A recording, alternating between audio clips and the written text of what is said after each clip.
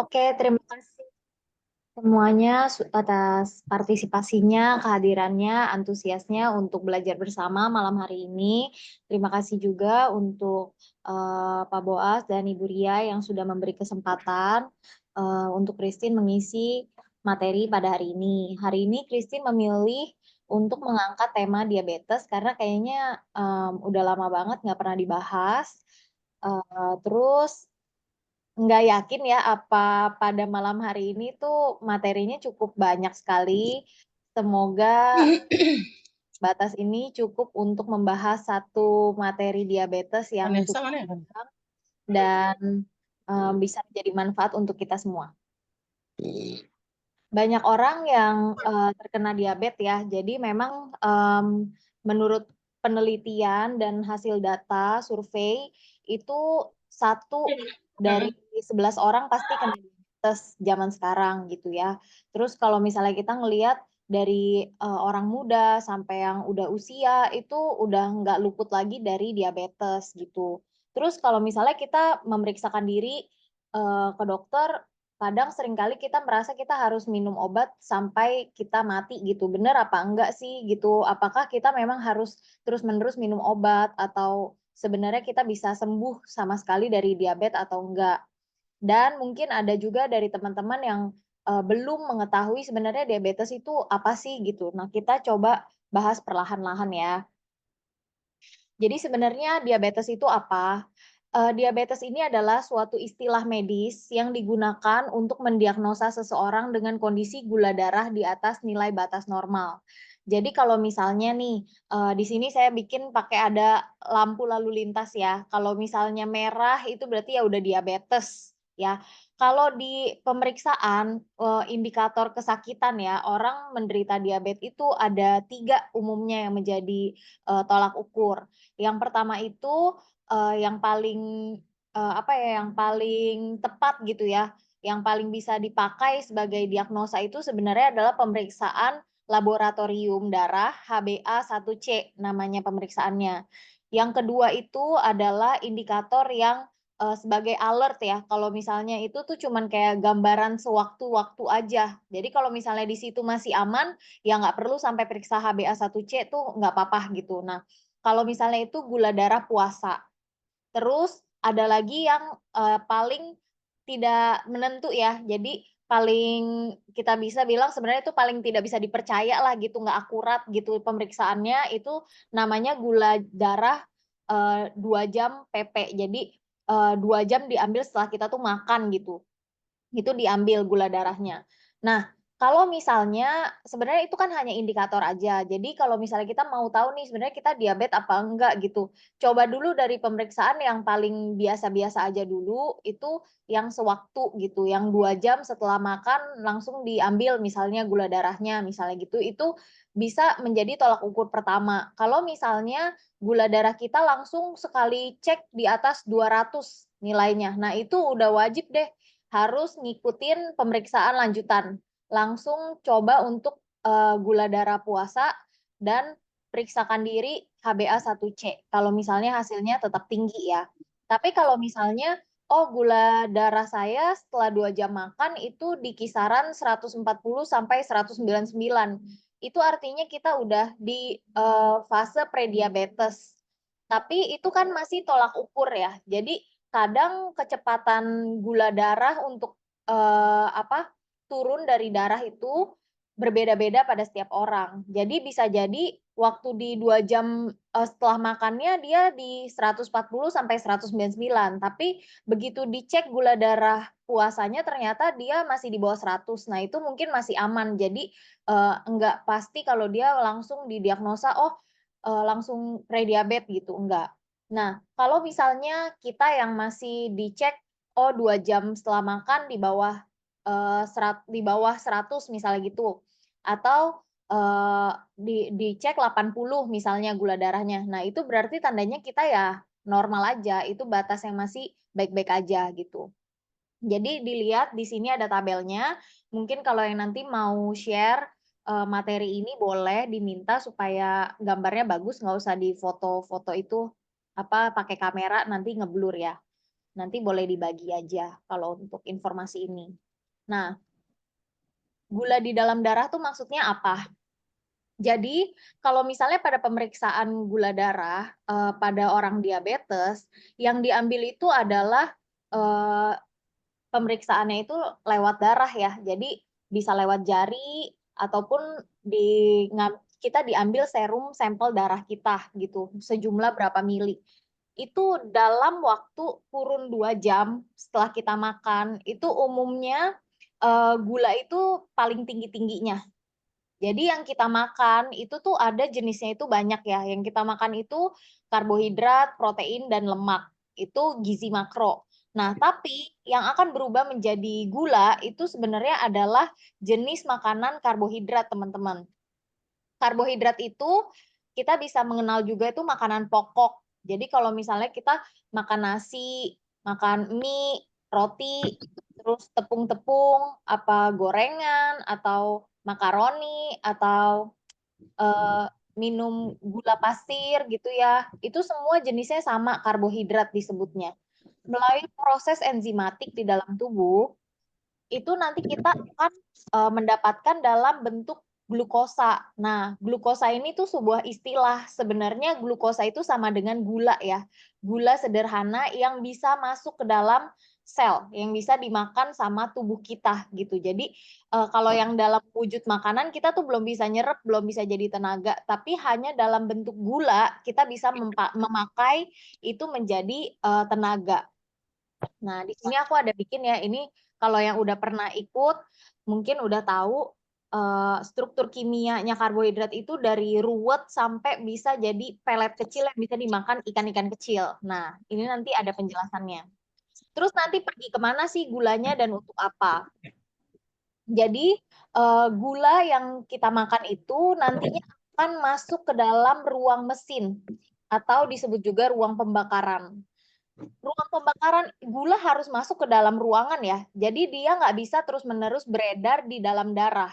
Kalau setelah 2 jam dia masih berlarian di dalam darah, dia nggak masuk ke dalam ruang mesin, artinya terjadi malfunction. Artinya gula tidak bisa diubah menjadi energi, maka tidak menjadi sumber tenaga. Jadi ada kata kuncinya di sini ya, dia harus masuk ke ruang mesin, teman-teman. Kalau dia nggak masuk ke ruang mesin, maka terjadi penumpukan di dalam darah, sehingga ketika dicek, itulah kenapa gula darah kita itu bisa di atas 200 nilainya. Gitu. Harusnya normalnya setelah 2 jam, setelah masuk gulanya ke dalam ruang mesin, dibakar, diolah jadi tenaga, harusnya dari 200 dalam 2 jam turun jadi 100 gitu. Jadi 100-nya udah masuk ke dalam ruang mesin, udah berubah jadi energi. Itu normalnya begitu gitu. Nah, nih ini adalah si ikan yang epic. Jadi teman-teman supaya kita nggak pusing ya membayangkan sel itu sebenarnya wujudnya kayak gimana. Jadi saya tuh kasih perumpamaan yang paling kita bisa membayangkan semua. Sel itu wujudnya sama seperti ikan di dalam gelas atau mangkok kaca ini ya. Jadi ikannya itu disebutnya inti sel atau nukleus. Nah, di dalam akuarium kecil itu sebenarnya ada macam-macam teman-teman ya. Jadi nggak cuma si ikan kecil itu, tapi juga ada macam-macam. Ada mitokondria, ada plasma, dan lain sebagainya. Nah, di sini saya taruh satu nih, ruang mesin ini namanya mitokondria. Ya, jadi dia gula harus masuk ke mitokondria untuk menjadi tenaga. Nah, di sini saya kasih gambaran, ini ada pabrik ya. Oke, ini untuk basic reminder kita semua. Jadi, baik teman-teman dan saya, kita dimulai dari semuanya tuh sama. Kita itu mulai dari hanya satu sel aja, ya. Dari pertemuan sel sperma dengan sel telur, itu menjadi zigot. Nah, kalau misalnya tumbuh ya, kalau misalnya suasana di rahim ibu kita bagus, mendapat makanan dan nutrisi yang bagus, maka si dua ini akan menjadi satu sel. Ya, satu sel ini akan membelah menjadi 2, menjadi 4, dan seterusnya. Satu sel inilah itu si ikan di akuarium ini, teman-teman. Ya, sampai dia bisa berkembang, berkembang, berkembang terus menjadi jaringan, menjadi organ, itu baru bisa menjadi manusia. Oke? Nah, ini ada hierarchy of life nih ya. Di sini aku kasih gambaran. sel itu kan tadi satu sel ya. Kita tadi mula-mula semua sama nih, cuman satu sel, titik kecil yang nggak kelihatan sama sekali ya. Terus kok bisa kebentuk hidung, bisa kebentuk mata, bisa kebentuk jadi manusia wujudnya, itu ada perjalanan nih teman-teman. Jadi makan kita itu sebenarnya bukan cuma sekedar makan, kenyang, habis itu kita ke belakang. Ceritanya tuh panjang sekali sebenarnya. Kita makan, makanan kita itu harus bisa dimakan oleh sel. Ya, dengan proses enzimatik, sel bisa memakan ikan kecil ini bisa makan gulanya, bisa makan protein asam aminonya gitu ya. Nah, ikan ini nantinya akan membelah nih jadi 2, jadi 4 ya, dan seterusnya. Jadi jaringan. Kalau misalnya jaringan ini berhasil bertumbuh, maka jaringan ini akan membentuk organ. Organ mata, organ liver, organ jantung, organ telinga, organ apalagi pernafasan ya, semua itu organ-organ ya. Semakin dia rapat lagi nih, sel-selnya semakin rapat lagi, semakin banyak lagi ya. Ikan-ikan akuarium itu makin banyak jumlahnya, maka akan membentuk suatu sistem organ. Nah, sistem organ inilah yang akan membentuk organisme. Oke, kenapa ini saya bahas dan ini penting? Nah, kita kembali ke sini ya. Pergi kemana gulanya dan untuk apa? Tadi kan kita bilang ya, ke ruang mesin, ruang pembakaran. Nah, ini penting nih teman-teman. Jadi, untuk bisa masuk ke dalam ruang mesin itu, ruang mesin ini dikunci. Jadi nggak bisa sembarangan semua tuh masuk ke dalam ruangan itu, nggak bisa. Hanya gula saja yang masuk ke dalam situ dan membutuhkan kunci yang khusus untuk membuka ruang mesin itu. Kuncinya itu yang menghasilkan itu adalah organ, namanya sel beta pankreas, ya. Jadi tadi kan dari sel membentuk jaringan, jaringan membentuk organ. Nah, ini yang menciptakan kunci-kunci insulin ini, itu namanya organ pankreas, teman-teman. Oke, sedangkan ketika seseorang menjadi diabetes, itu adalah kondisinya dia udah sakit berarti, ya. Jadi bukan hanya satu sel aja nih yang mati nih ya. Tadi kan sel itu kan ada banyak nih. Nih, untuk sampai ke organ itu artinya dia tuh udah banyak banget nih. Kalau misalnya sampai terjadi kegagalan organ memproduksi insulin, itu artinya sudah lebih dari satu sel yang mati sehingga organ itu gagal melakukan fungsinya. Ya, jadi sampai timbul indikator, sampai timbul sakit, sampai timbul tanda dan gejala, itu artinya udah lebih dari satu ikan di akuarium yang kondisinya itu mati ya. Itu, oke, organ ya. Nah, jadi yang memproduksi insulin ini kan sel beta pankreas, teman-teman. Apa sih yang terjadi sama orang diabetes? Ada macam-macam hal yang bisa terjadi. Yang pertama itu adalah kondisi ketika organ sel beta pankreasnya ini gagal memproduksi insulin dalam jumlah yang dibutuhkan. Misalnya pas kita makan, gulanya masuknya 200, ya.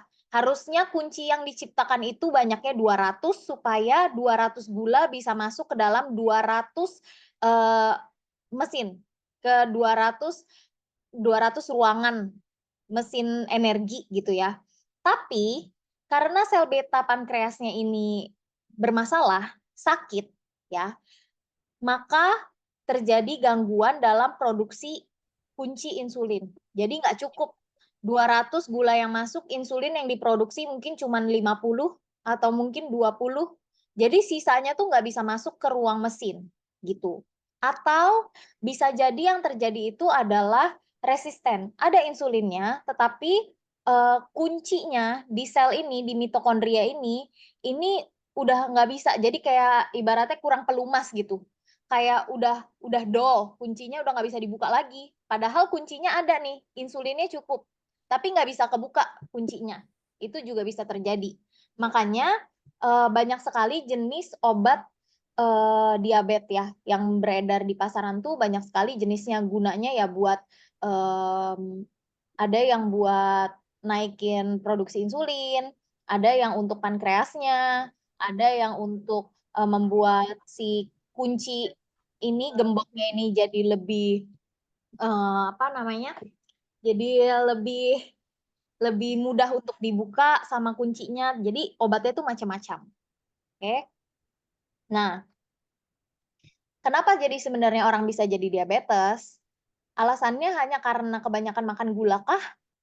Benar nggak sih kalau misalnya kita pergi gitu, "Ibu kebanyakan makan gula sih, mulai sekarang jangan makan gula lagi ya sama sekali," gitu.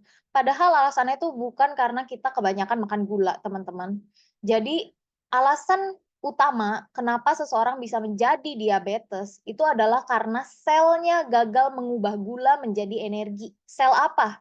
Baik itu sel yang ada di dalam si ikan tadi ya, di ruang mesin itu, maupun sel pankreas, ya. Jadi ada banyak faktor ya yang menyebabkan seseorang menjadi diabetes, bukan serta-merta karena seseorang kebanyakan makan gula. Kalau misalnya kayak gitu ceritanya ya, semua orang dari muda, dari baru lahir juga mereka kan makannya begitu gitu. Kadang ada orang yang kayaknya rasanya makannya saya biasa-biasa aja kok, tapi kok saya kena gula gitu. Ada loh banyak orang yang kayak gitu gitu. Dia nggak banyak makan yang manis-manis, tapi dia tiba-tiba kena gula. Jadi bukan salah dia karena dia kebanyakan makan gula, tapi karena terjadi rusak organ. Jadi organnya sakit. Sel-selnya tadi ya, ikan-ikannya itu gagal untuk bertahan hidup gitu. Gagal untuk bertahan hidup, maka jaringan ada yang rusak. Setelah jaringan ada yang rusak, terus gagal untuk apa namanya, memperbaiki diri ya, terus jadinya organ ikut rusak gitu. Nah, jadi kita harus cari tahu dong, akar penyebab masalahnya itu yang mana? Yang mana satu sih yang turun mesin? Apa yang di dalam mitokondria atau yang di pankreas? Yang mana? Yang turun mesin tuh yang mana? Yang rusak yang mana satu gitu. Nah, ini ya. Jadi kalau misalnya yang kuning ini tuh gula nih. Nih, yang kuning-kuning itu gula banyaknya. Seharusnya banyaknya gula ini masuk ke setiap ruang-ruang mesin, ya. Dengan kunci ini kebuka nih, kebuka satu gula masuk ke sini, satu gula masuk ke sini, yang tengah satu gula masuk ke yang kanan. Harusnya idealnya begitu. Setelah terjadi pembakaran, maka kita bisa berenergi, olahraga, bisa lari, bisa makan, bisa ngomong gitu ya, bertenaga gitu. Tapi dengan harus kondisi satu isi tempat. kunci ini gagal terbuka karena itu kunci beta insulinnya kurang ataupun karena resistensi, jadi nggak bisa kebuka meskipun kuncinya ada, maka yang terjadi adalah dia nggak bisa masuk dan menumpuk di aliran darah. Jadi ketika kita ditusuk nih, di sini, tusuk, terus diambil darahnya, langsung kedetek, oh gulanya numpuk di sini, 200 gula. Padahal harusnya gula itu udah di bawah 80 dalam waktu 2 jam. Karena udah masuk ke dalam ruangan-ruangan mesin ini. Tapi karena gagal melakukan proses dan fungsinya organ-organ di dalam tubuh kita, maka gula ini hanya menumpuk saja di aliran darah. Itulah kondisi orang dengan diabetes. Nah, ketika terjadi ini, itu seringkali jadinya seperti buah si malakama ya. Udah turun mesin, terus tiba-tiba kepengen banyak makan. Tiba-tiba rasanya kok aus terus, pengen yang seger-seger, kepengen yang manis gitu. Pertanyaan kok bisa kayak begitu gitu. Harusnya kita udah dong gitu kalau udah sakit kan orang umumnya langsung lemes gitu ya, nggak mau makan. Tapi pada orang diabetes ini agak lain ya. Ketika orang sakit diabetes itu dia malah semakin nafsu makan. Semakin pengen makan yang manis, semakin pengen yang seger-seger, pengen yang dingin yang manis. Kenapa? Gitu. Nah, kita cari tahu dulu nih ada ciri-ciri. Ini adalah ciri dan gejala utama orang dengan diabetes mellitus tipe 2 ya. Kalau tipe 1 itu biasanya udah bawaan dari kecil. Jadi itu memang autoimun dan memang bermasalah pada organ pankreasnya sejak awal. Tapi kalau tipe 2 itu di awalnya dia nggak bermasalah. Tapi seiring berjalannya waktu tiba-tiba dia jadi bermasalah gitu ya. Nah, gejala umumnya utama yang pertama kali muncul itu adalah polifagia. Jadi polifagia ini tuh rasanya cepet lapar, bolak-balik baru makan lapar lagi gitu. Baru makan bukannya bertenaga tapi kok ngantuk gitu. Nah, itu tanda-tanda awal ya. Kemudian yang kedua adalah polidipsi. Jadi bolak-balik aus, rasanya tuh pengen minum, nggak cukup pengen minum terus gitu ya. Padahal baru minum, kayak segentong minumnya, kurang, minum lagi. Dan umumnya pengennya nyarinya yang manis-manis, minum yang manis, yang dingin, yang seger gitu ya. Terus yang ketiga itu adalah poliuri. Poliuri itu jadi banyak sering kencing, jadi beser. Nanti kita akan bahas satu persatu ya. Nah, ini ada gejala tambahan yang sangat umum terjadi. Yang pertama adalah berat badan turun cepat sekali tanpa penyebab yang jelas. Jadi nggak sakit apa-apa, tiba-tiba dari 80 kilo langsung jadi 50 kilo dalam waktu 2 bulan misalnya gitu ya. Itu sangat-sangat harus concern sekali, itu rasanya itu gula darah mungkin udah di 700 ya kalau udah kayak gitu ya. Terus ada kesemutan. Biasanya orang dengan gula itu umumnya ada problem dengan sistem syaraf ya, baik itu syaraf tepi maupun syaraf pusat.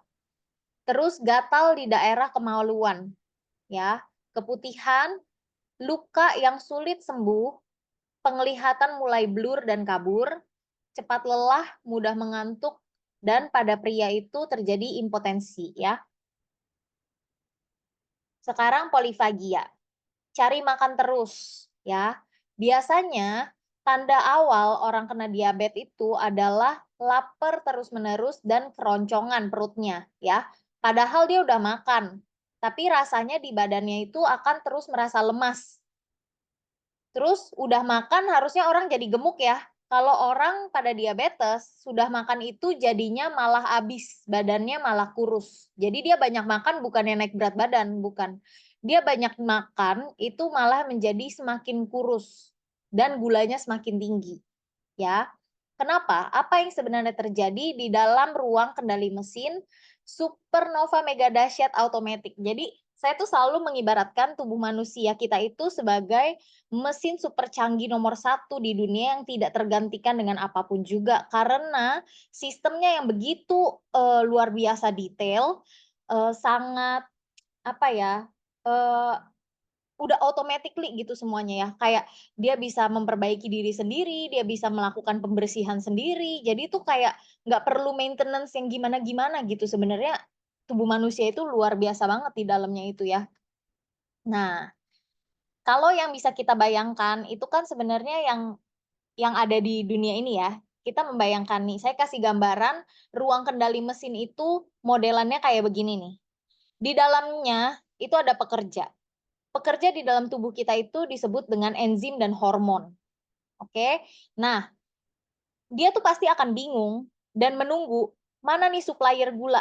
Kagak masuk-masuk nih dari pintu. Gue udah nunggu nih dari tadi di dalam. Udah dari tadi nih. Padahal rasanya tuh udah pencet bel deh suruh orang itu makan. Kok gulanya kagak masuk-masuk ya? Bingung yang di dalam. Mau bakar apa? Nggak ada yang bisa dibakar menjadi energi, ya. Jadi di pusat kendali mesin, di setiap sel, miliaran sel semuanya kebingungan bagaimana caranya ya, soalnya jantung memompa ya, jantung nih memompa aja membutuhkan tenaga. Jadi baik sel jantung pun akan mencari gula untuk menghasilkan energi supaya dia bisa memompa diri ya. Paru-paru ya, kembang kempis itu juga pakai tenaga. Jadi setiap sel akan kewalahan ketika tidak ada gula untuk dibakar, ya. Nih, apa yang terjadi? Yang terjadi itu adalah sel itu akan telepon. Sel telepon ya dari dalam nih. Di dalamnya kan tadi ada nih, ada manusia ya, satu nih udah nungguin gula dari tadi nggak datang-datang. Dia akan telepon, ada sistem komunikasi antar sel ya. Mereka akan telepon ke otak. Halo, otak. Tolong dong, ini di dalam udah nggak ada gula nih, kita udah kekurangan. Bentar lagi udah kagak bisa mompa apa-apa nih. Gimana nih? Nggak bisa nih kayak gini terus. Coba tolong, tolong. Tolong suruh orang itu lapar dan suruh orang itu makan. Maka si otak akan memerintahkan orang itu merasa lapar. Ya, jadi otak yang memerintahkan, instruksi dikeluarkan. Oh, sel kita kelaparan, sel kita membutuhkan gula untuk dibakar menjadi energi. Tapi ini orang kagak makan-makan. Kita suruh dia makan, buat dia ngimpi-ngimpi, buat dia lapar terus. itu ya, si otak akan membuat respon lapar. Makanya orang akan terus merasa lapar terus. Jadi dia akan makan terus ya. Nah, terus setelah makan gimana? Tetap nggak ada yang masuk pada telepon lagi, lebih banyak sel yang nelpon ke otak. Ini orang kurang ajar nih, udah dibilangin, udah disuruh makan, tapi dia tetap ngeyel. Nggak ada gula yang masuk nih, otak tolong dong, bilangin lagi nih harus gimana. Waduh, akhirnya si otak mikir, kayaknya gue udah bikin mereka kelaparan deh, keroncongan terus, kok nggak ada gula sih yang masuk ke sel? Bagaimana ya? Si otak bilang, mesti ngapain ya? Akhirnya dia punya sistem mekanisme ya. Jadi tubuh kita itu luar biasa banget. Dia itu punya sistem pertahanan. Respon ini sama seperti pada kondisi orang kelaparan kekurangan makan, ya. Respon ini akan dipencet tombol emergensi, bakar seluruh cadangan lemak dan ubahlah menjadi gula, ya. Jadi semua cadangan lemak itu ada fungsinya. Cadangan lemak kita itu akan diubah menjadi gula, menjadi energi pada kondisi yang kita nggak mendapat makan. Itu sebenarnya ada reaksi pertahanan mekanisme ya yang dimiliki oleh tubuh. Dan ini terjadi juga sama pada kondisi diabetes ya. Jadi orangnya makan kan, tapi gulanya numpuk hanya di pembuluh darah, nggak bisa masuk ke dalam ruang mesin. Di ruang mesin udah nunggu gula, padahal gulanya semua ada di depan pintu ya. Akhirnya yang terjadi apa? Dia udah makan segitu banyak, udah numpuk. Terus otak memerintahkan lemak untuk dibakar menjadi gula. Itu namanya istilahnya gluconeogenesis ya. Gluconeogenesis ini perubahan dari lemak menjadi glukosa itu ada hasil buangan akhir ya. Jadi lain sama kayak misalnya kita pakai energi langsung dari gula. Kalau gula jadi gula, dia nggak ada hasil sisa metabolisme. Ya, jadi kayak misalnya kita pakai Pertamax gitu, Pertamax Turbo, Pertamax Plus yang paling bagus, itu nggak ada residunya, nggak ada zat sisa. Tapi ketika lemak yang dijadikan gula, itu akan ada zat sisa. Nah, nama zat sisanya itu adalah keton, teman-teman. Keton itu racun, ya. Jadi ketika terjadi perubahan lemak menjadi glukosa, akan menghasilkan zat keton, ya. Kalau ada yang di sini pada suka diet keto nih, keto. Nah, beda ya. Jadi kalau pada diabetes itu bisa terjadi ketoasidosis. Kalau pada diet keto itu yang diharapkan itu ketosis. Jadi ada memang sama tapi berbeda ya. Kalau ketoasidosis itu tingkatnya udah terlalu tinggi dan parah, maka bisa menjadi orang tuh langsung pingsan gitu ya. Bisa langsung lewat gitu. Nah, setelah terjadi penumpukan keton, keracunan, akhirnya sel tambah banyak lagi yang telepon kan ke otak. Aduh, masalah nih gimana sih? Udah pada kagak makan, terus udah gitu sekarang kita keracunan.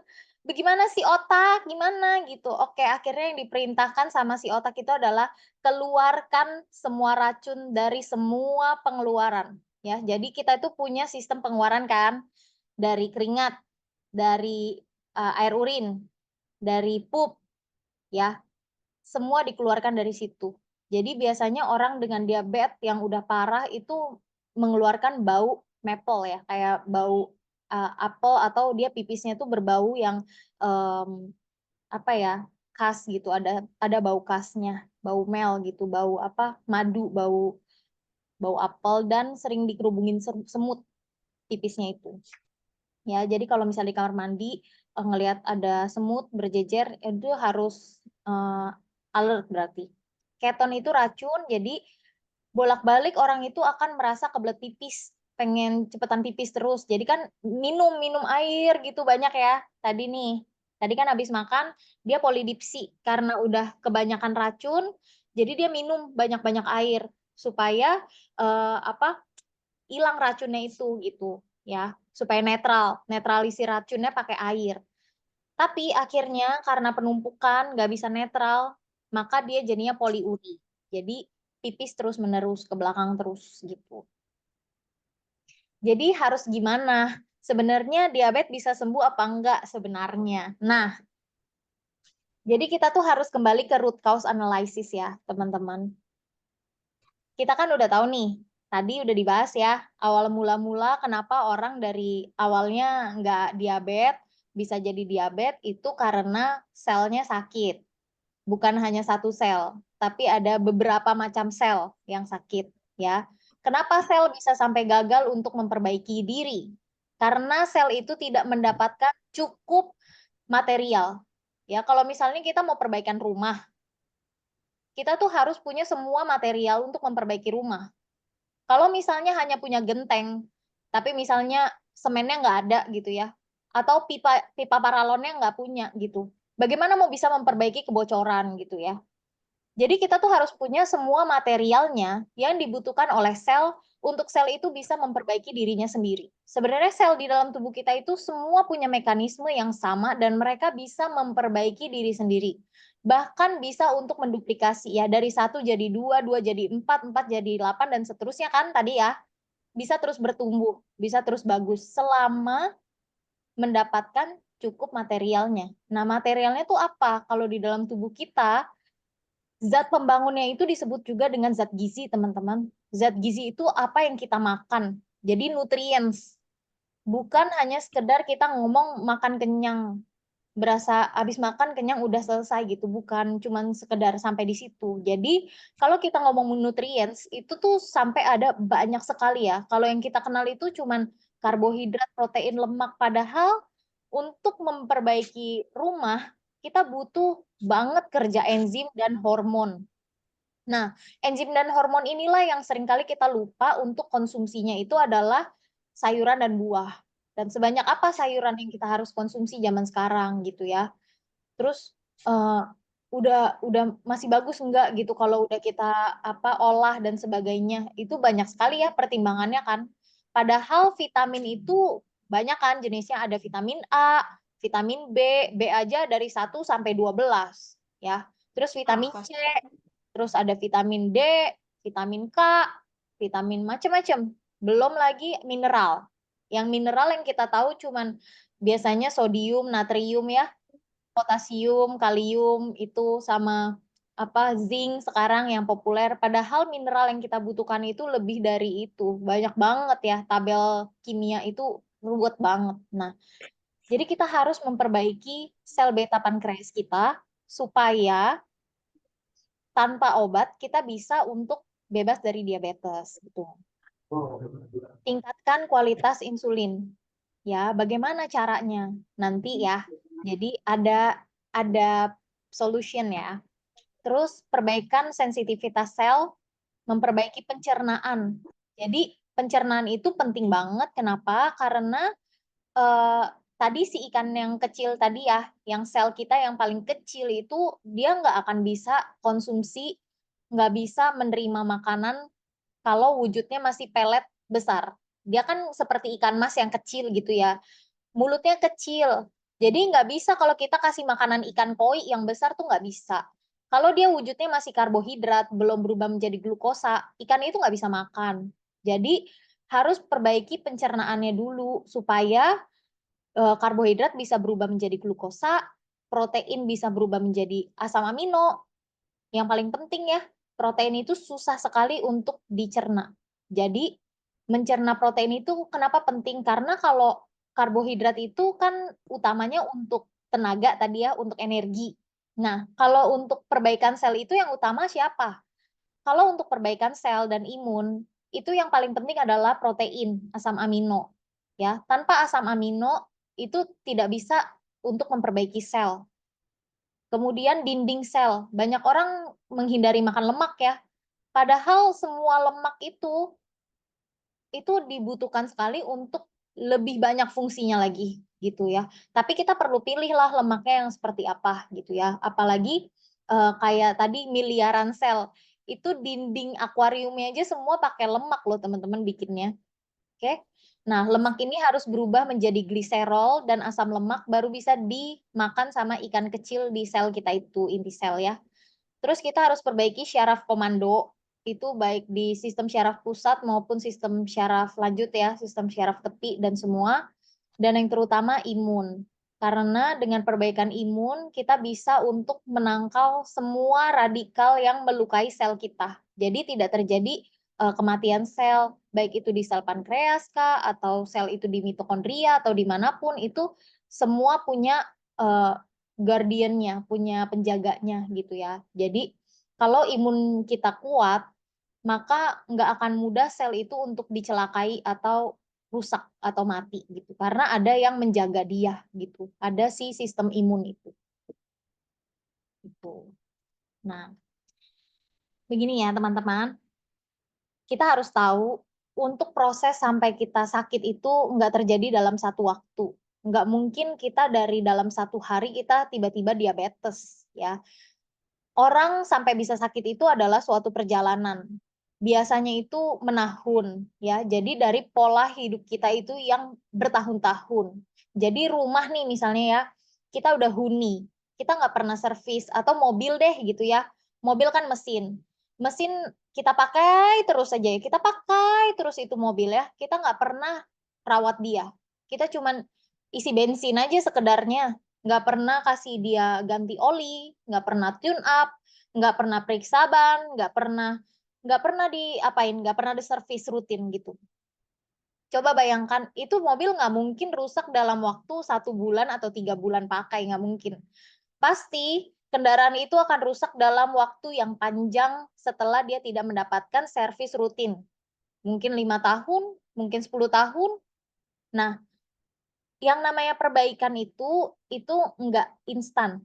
Jadi kalau misalnya kita berharap suatu terjadi ketika kita langsung konsumsi makan sehat ya, kita life changing ya. Kita life changing dengan harapan kita langsung nggak diabetes lagi gitu. Dalam sehari itu tidak akan mungkin tercapai teman-teman. Ya, karena memperbaiki itu tidak sama seperti kita konsumsi obat. Kita makan zat gizi untuk membangun rumah itu nggak sama dengan kita hanya ngepel lantai. Ya, di sini saya kasih gambaran orang memperbaiki pipa dengan orang yang ngepel lantai. Ya, ibaratnya begini ya. Ini memang nggak bisa diaplikasikan untuk semua jenis penyakit ya. Tapi ini untuk perumpamaan aja. Misalnya gini, pada kondisi tertentu kita sakit, kita memang harus minum obat ya teman-teman, untuk meringankan gejala dan membuat kita bisa makan ya. Karena obat itu tidak bisa memperbaiki sel tubuh kita. Hanya tubuh kita bisa memperbaiki sel tubuh kita. Obat itu hanya meringankan atau menghilangkan tanda dan gejala. Misalnya tadinya sakit kepala ya, misalnya tadinya kesemutan. Nah, obat ini tuh sifatnya itu hanya sementara ketika dia berikatan dengan reseptor. Misalnya nih ya, ini reseptor yang sakit. Ketika kita sakit dia nyut-nyutan. Nah, obat itu masuk nih kayak kain pel. Dia akan mengikat di sini. Obat itu hanya dalam kurun misalnya ada yang bioavailability-nya waktu berikatan ya. Bioavailability itu waktu mereka berikatan dengan reseptor. Ada yang ikatnya cuma 2 jam, ada yang 4 jam. Makanya obat tuh beda-beda. Ada yang suruh minumnya sehari 3 kali sehari gitu. Ada yang minumnya 4 kali sehari. Itu kenapa? Karena berapa lama dia berikatan pada reseptor itu. Selama dia berikatan, maka kesannya kita itu udah nggak sakit. Kesannya. Jadi tiba-tiba yang tadinya kita sakit kepala, selama obat itu lagi nyantol di reseptor sakit kita nggak sakit. Tapi dia itu bukan memperbaiki, bukan ya. Dia itu tidak sama halnya dengan ketika tukang datang untuk memperbaiki pipa. Nggak sama kayak gitu. Dia tuh sistemnya sama seperti mendatangkan tukang ngepel ya. Jadi ada air di pel. Sementara ada tukang pel, hilang airnya. Kesannya kayaknya udah nggak ada air lagi. Padahal itu air dari kebocoran yang dalam gitu. Itu air tuh bocornya panjang. Tapi kita tuh cuman mendatangkan obat terus. Kita lupa untuk memperbaiki. Kita pikir udah baik, padahal tuh belum. Ya, jadi obat itu hanya untuk menghilangkan gejala, bukan untuk memperbaiki sel. Terus siapa? Apa yang memperbaiki sel? Bagaimana caranya supaya sel itu perbaiki? Adalah dengan konsumsi zat gizi itu udah paten, udah harga mati, udah nggak bisa digantikan dengan apapun lagi deh gitu ya. Jadi kalau misalnya mau tanya, bisa sembuh nggak? Bisa. Butuh waktu, tapi nggak bisa langsung ya, nggak bisa cepet. Nggak ada yang instan, orang sakitnya aja butuh waktu panjang, terus masa perbaikannya sehari 2 hari kan nggak mungkin ya. Nah, jadi kita perlu rutin untuk, mengubah life changing ya. Jadi harus merubah cara kita hidup, gaya makan, gaya apa, mungkin jajan kita, terus mindfulness gitu ya. Terus, di sini tuh kita kan datang dengan solusi. Bagus ya. Sebenarnya Oh gitu. Kita seneng nih. atomi atau bukan atomi ya, Ini kita bisa apa? dapat dari manapun juga ini semua ya, spirulina, enzim, vitamin B, itu di mana-mana tuh ada ya. Terus yang nggak ada mungkin kayak hemohim, red ginseng, rhodiola, probiotik juga ada di mana-mana ya. Tapi kenapa sih, maksudnya saya, mengedepankan, oh saya sih lebih pilih kalau memang ada di Atomi saya akan, spend yang Atomi punya gitu ya. Kenapa? Karena, saya tuh udah kerja lama sekali ya di bidang gizi, kesehatan, baik itu di rumah sakit maupun di perusahaan. Jadi saya udah tahu banget kalau misalnya produk itu benar-benar dibikinnya bukan chemical ya dari makanan gitu, terus dia punya riset yang panjang, itu nggak mungkin harganya itu semurah yang Anomi punya tuh nggak mungkin gitu, nggak mungkin punya. Saya sampai nggak pikir kayak, ya ampun probiotik ya, segitu bagusnya probiotik tuh saya selalu bilang probiotik, kenapa? Karena dari sebelum saya, kenal probiotik di Atomi, saya tuh selalu udah konsumsi rutin probiotik. Dari sebelum punya anak pun saya selalu konsumsi probiotik gitu. Jadi saya ngebaca komposisinya probiotiknya Atomi tuh saya sampai terkesima, kayaknya ya ampun dia udah masukin licorice extract, udah ada ginsengnya, udah ada apa, ginger extract ya, itu semua untuk pencernaan. Jadi dia bukan cuman semata-mata, memikirkan bakteri baik, tapi dia juga memikirkan tentang solusi untuk membuat pencernaan tuh menjadi baik gitu ya, kayak enzimnya, semua dipikirkan gitu, dan harganya tuh murah gitu loh, kayak apa sih, nggak mungkin gitu. Jadi terus, saya pernah kerja di perusahaan ya, mungkin ada beberapa yang udah tahu, tapi ya kita nggak usah saya juga nggak berniat menjelek-jelekan, cuman, yang namanya, kualitas produk itu, kadang kita juga harus lihat bagaimana cara mereka menyimpan logistiknya ya. Jadi waktu saya pernah kerja itu turnover di perusahaan itu cukup tinggi, terutama di bagian logistik. Jadi pernah satu kali saya ngelihat ya, ada susu organik. Ini susu mahal sekali dijualnya ya. Susu ini tuh mahal sekali, harganya jutaan satu kaleng susu.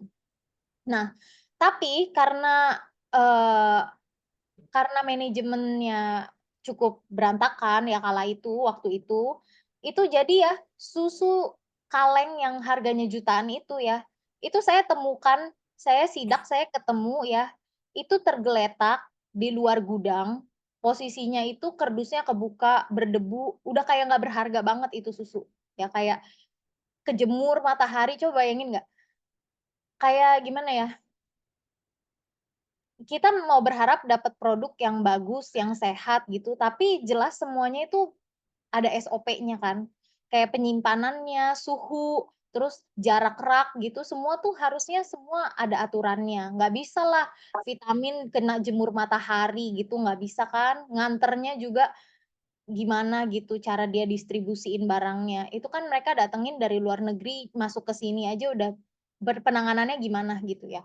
Nah, jadi kita mau konsumsi sesuatu yang sehat, kita harus tahu bagaimana produk itu perlakuannya itu seperti apa gitu. Perusahaan yang menata laksana apa, yang menghandle produk itu bagaimana gitu. Saya sih merasa saya udah cukup ini banget ya sama Atomi, karena mau nyari di luaran juga nggak yakin kan di apa, platform yang lain si ijo atau si oren, mana yang benar-benar itu barang tuh asli gitu ya. Takut banget, kalau di Atomi semuanya tergaransi.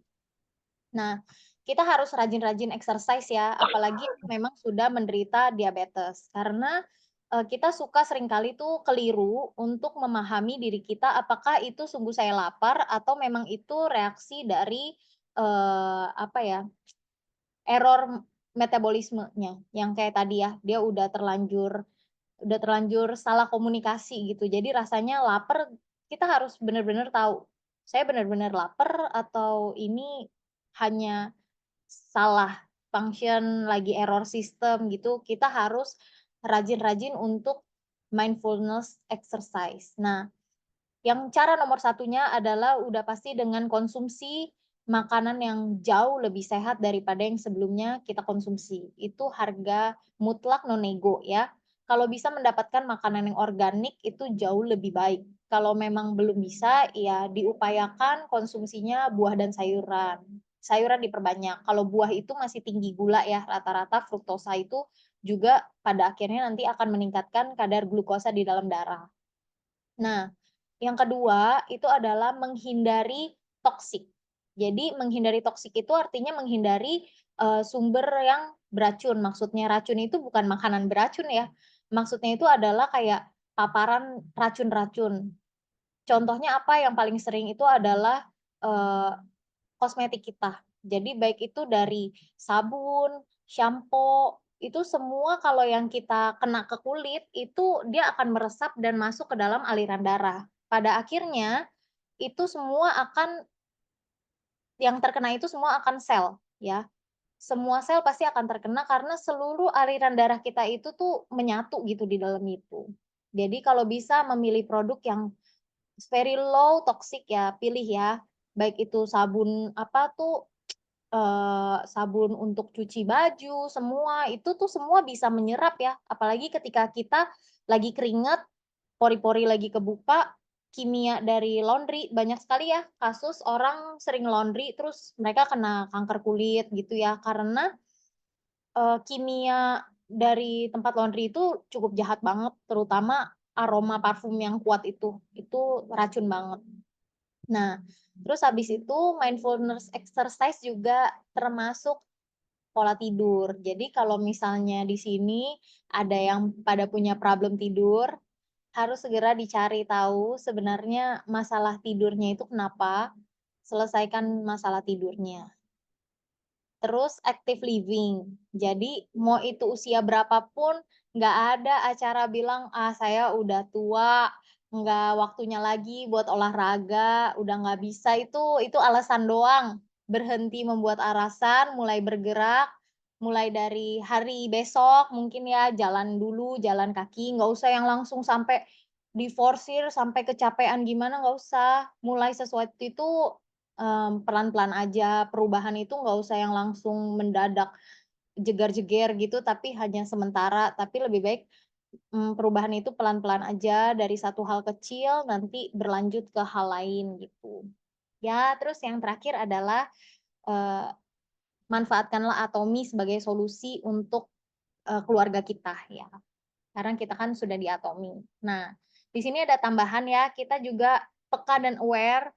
Di sini udah lumrah kita semua ke minimarket atau ke supermarket, bacalah label komposisi nilai gizi. Kita tuh seringkali mencari barang yang, yang penting murah, yang penting ini, yang penting enak gitu ya. Tapi baca deh, di sini saya tuh pernah kaget karena suatu ketika saya pernah pergi makan, terus saya mau tambahin lada, kok ladanya kayak nggak pedes gitu. Saya baca komposisinya, oh ternyata merica itu pun dicampur sama beras ya.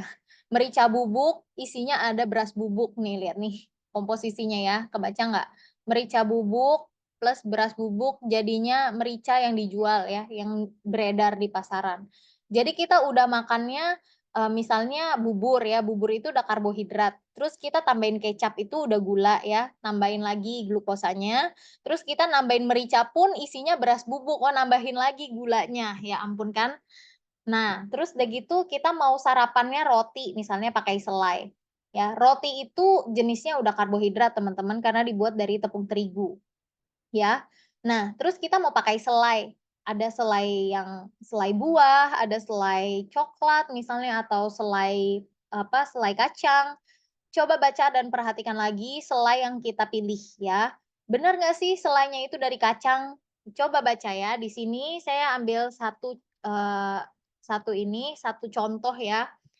Kalau misalnya tulisan komposisi, yang pertama kali disebut itu adalah komposisi yang paling dominan di dalam produk. Jadi kalau dia sebut gula, ya itu udah nomor satunya adalah komposisi utama di dalam produk itu adalah gula, ya. Kemudian setelah gula itu ada minyak, setelah minyak baru ada kacang hazel, dia ditulis di situ hanya 12% ya.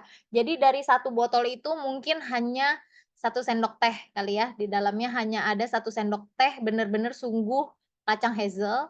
Kemudian bahkan kakao bubuknya cuman 5%, terus ada susu skim bubuk, pengemulsi, dan lain sebagainya, itu campuran ya. Jadi, jangan langsung percaya sama suatu produk, baca dulu benar-benar. Terus kita seringkali kemakan marketing ya, iklan ya.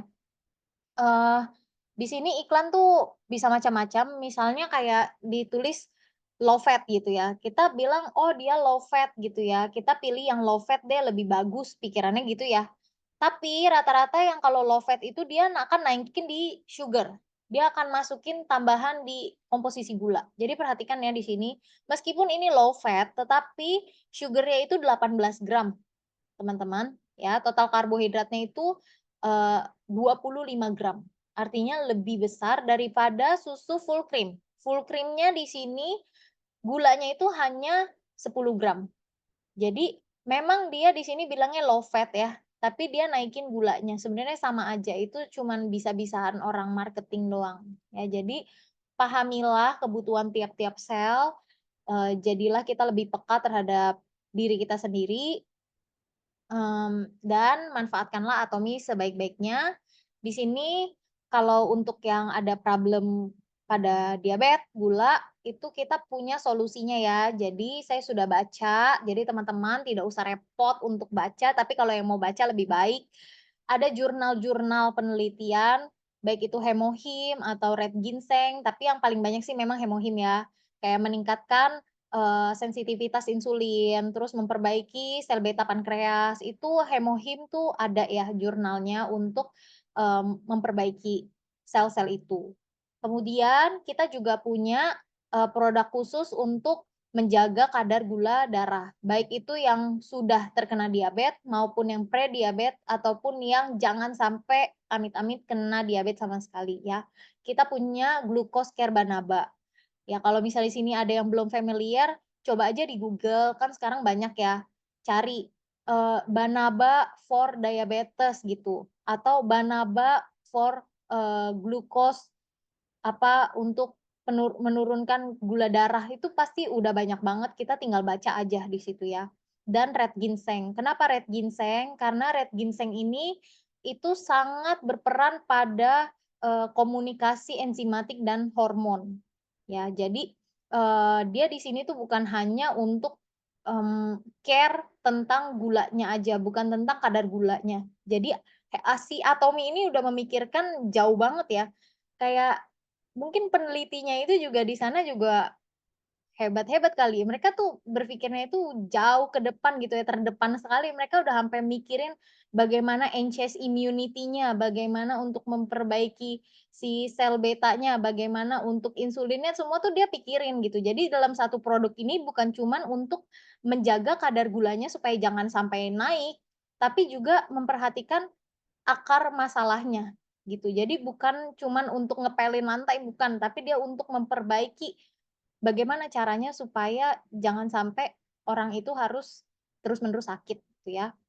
Nah, untuk pencernaan, jadi pencernaan ini kan krusial banget ya. Kita tuh di sini rata-rata semua pencernaan tuh udah problem lah gitu ya. Itu udah rahasia umum, banyak orang sekarang semua GERD, MAH itu hampir 1.000.000 umat. Jadi kayak 9 orang 10, 9 orang tuh pada sakit semua, cuman 1 yang sehat gitu ya. Itu jarang sekali, semua orang rata-rata problemnya sama, pencernaan. Kenapa? Bukan karena makanan kita yang jorok doang ya, bukan, tapi karena produsen. Kita itu udah nggak terhindar lagi dari yang namanya problem ini. Jadi ini adalah problem faktor eksternal yang kita nggak bisa, di luar kendali kita gitu ya.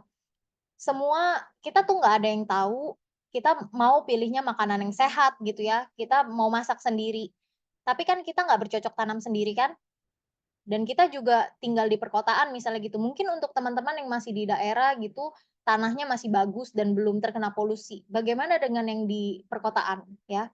Baik itu airnya udah cemaran, baik itu udaranya pun udah cemaran. Sekalipun kita tanam pun, itu pasti sayuran semua itu udah kontaminan gitu ya.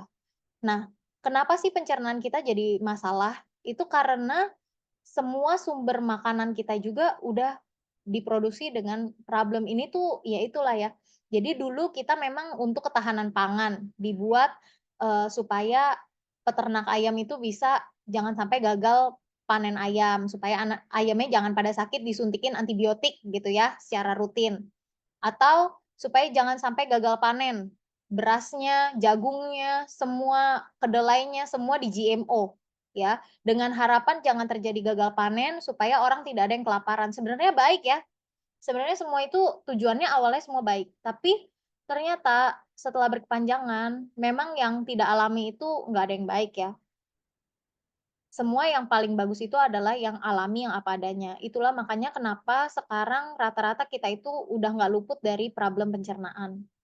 Nah, jadi untuk proses enzim kita juga terganggu, asam amino juga kita nggak bisa mendapat, mulai banyak orang autoimun, itu kenapa gitu ya. Nah, kita perlu tambahan suplementasi dari luar, ada enzim, di sini juga ada Finezyme.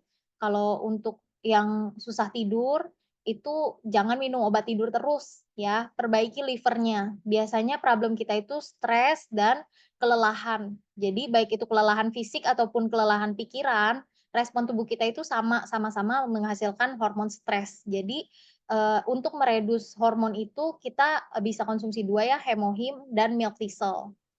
Terus kalau misalnya di sini ada yang diabetes dan rajin minum metformin, obat-obat diabetes, atau obat tahan sakit, obat-obatan itu semua mengganggu penyerapan vitamin B kompleks. Makanya biasanya orang diabetes itu ada gangguan juga pada sistem syarafnya, baik itu kesemutan, gremet-gremet, kakinya kayak ketusuk-tusuk jarum gitu ya. Itu konsumsilah vitamin B kompleks ya. Untuk pencernaan ada probiotik dan untuk overall health, untuk ini namanya superfood ya. Superfood itu artinya dia memiliki banyak sekali zat gizi di dalamnya tetapi sangat rendah kalori. Kita punya pure spirulina ya, nggak bakalan ada orang keracunan minum spirulina kebanyakan tuh nggak pernah ada ya.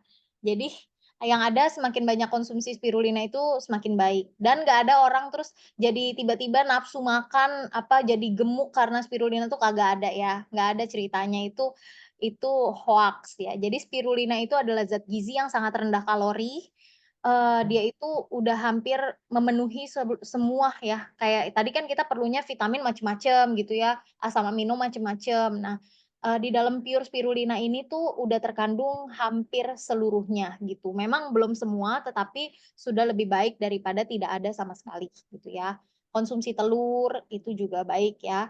Kira-kira dari saya begitu, kalau misalnya ada yang mau bertanya silahkan. Saya rasa perlu tambahan untuk informasi produk-produk Atomi dari Ibu Ria juga ya, nantinya pakar yang lebih rajin belajar atau teman-teman lain. Terima kasih untuk waktunya telah menyimak dan mendengarkan, semoga bermanfaat. Saya kembalikan kepada Pak Boas dan Ibu Ria. Ya, thank you ya, Christine. Luar biasa banget nih sharingnya malam hari ini.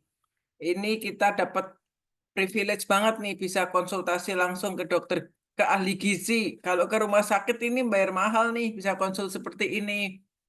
Jadi teman-teman, kita bersyukur ya di Atomi ini kita sebenarnya punya solusi ya dari apa yang sedang kita hadapi. Khususnya ini kalau hari ini Christine sharing tentang masalah gangguan metabolik ya. Jadi masalah yang berhubungan dengan eh, mengendalikan gula darah ya, mengendalikan diabetes. Nah, mungkin teman-teman yang ada pertanyaan boleh bertanya, tapi sebelumnya saya mungkin mau mau apa ya, mau bertanya ya. Jadi mau menegaskan ke Christine nih.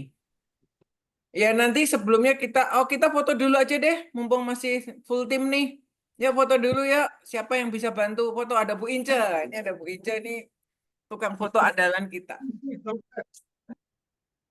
Ya ini ya kita foto sementara mau foto bersama, jangan ngechat dulu ya, biar layarnya ini lengkap. Yuk teman-teman, boleh dibuka layarnya. Yuk jangan Ini ngechat dulu ada ya teman-teman ya. ada 6 layar. Saya start Ya. dari halaman 1 ya. Yang buka kamera siap-siap senyumnya yang termanis. Kita berikan senyum yang termanis. Ya, kita begini. Yang 1, 2, 3 halaman 1. Bentar.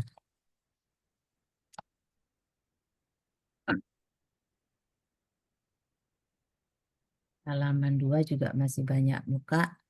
1, 2, 3.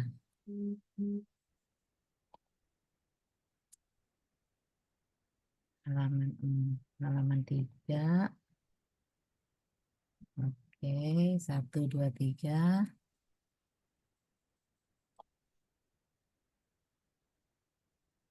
Halaman 4. Nah, 4 udah mulai nggak ada orangnya, nggak ada mukanya. Bentar ya.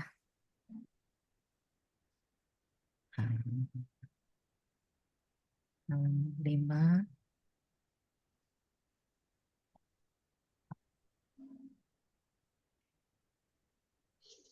Halaman yang terakhir. 1, 2, 3. Oke, selesai.